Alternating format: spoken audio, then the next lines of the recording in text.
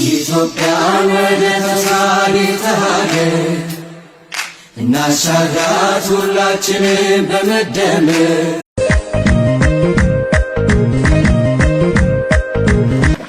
አሁን የምንገኘው በማዕከላዊ ኢትዮጵያ አላባ ዞን አርቶ የቱሪስት መዳረሻ ጋር ነው የምንገኘው።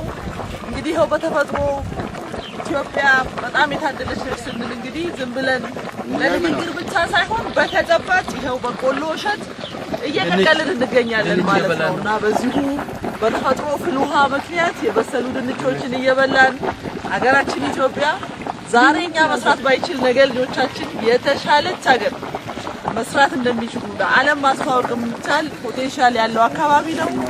ኑ ሁላችንም አላባ ኦርቶ የቱሪስት መዳረሻን እንጎብኝ ለማለት ነው። አላባን በጋራ እናልማ።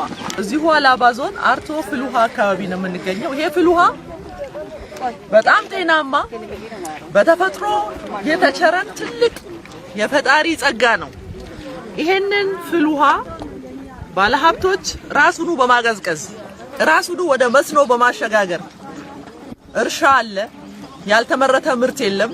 ይሄ በቆሎ ለምሳሌ ይሄ ውሃ ቀዝቅዞ ራሱ በተመረተበት ውሃ ያደገ በቆሎ እዚሁ ደግሞ በራሱ ውሃ ደግሞ የተቀቀለ በተፈጥሮ በእሳት እንዳይመስላችሁ በተፈጥሮ ፍል ውሃ የተቀቀለ በቆሎ ነው። ስለዚህ ኢትዮጵያ የሌላት ነገር የላትም። አላባ ማሳያ ናት፣ አርቶ ማሳያ ናት። ሁላችንም መተን እንጎብኝ፣ የምንችለውን ሁሉ በማድረግ አካባቢውን እናልማ የሚል ጥሪ ማስተላለፍ ፈልጋለሁ። አመሰግናለሁ። ሱብሃንአላህ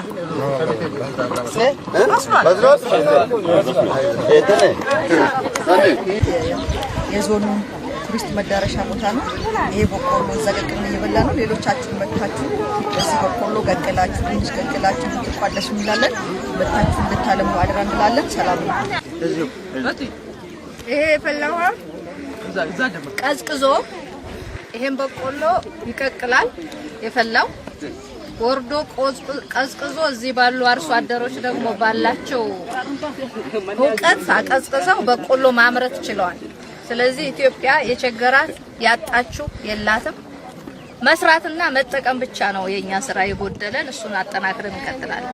ኢትዮጵያ ወደ ተሳሪተ ሀገር እናሻግራት ሁላችንም በመደመር።